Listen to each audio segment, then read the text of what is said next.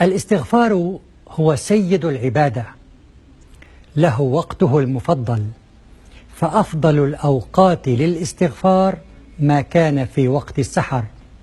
قال تعالى: والمستغفرين بالأسحار، آل عمران الآية 17.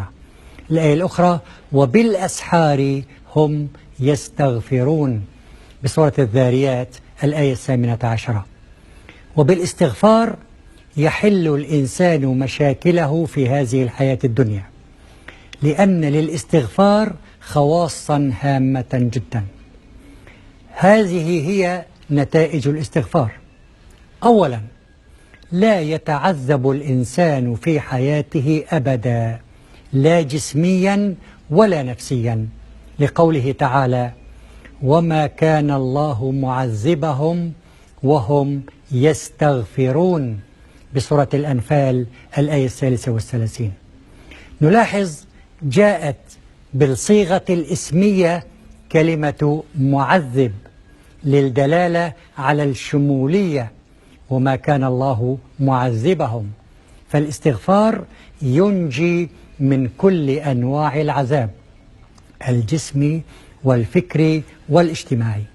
ثانيا، بالاستغفار تنفتح كل أبواب الخير على الإنسان وتنفتح كل البركات، لقوله تعالى: فقلت استغفروا ربكم إنه كان غفارا يرسل السماء عليكم مدرارا ويمددكم بأموال وبنين ويجعل لكم جنات ويجعل لكم أنهارا، على لسان نوح عليه السلام، وبسورة نوح الآية 10.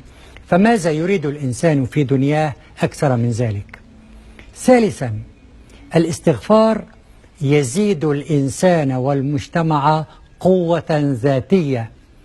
يقول أحد الرسل الكرام: يا قوم استغفروا ربكم ثم توبوا إليه يرسل السماء عليكم مدرارا ويزدكم قوة إلى قوتكم، مثل ما ورد على لسان هود وبسورة هود الآية 52.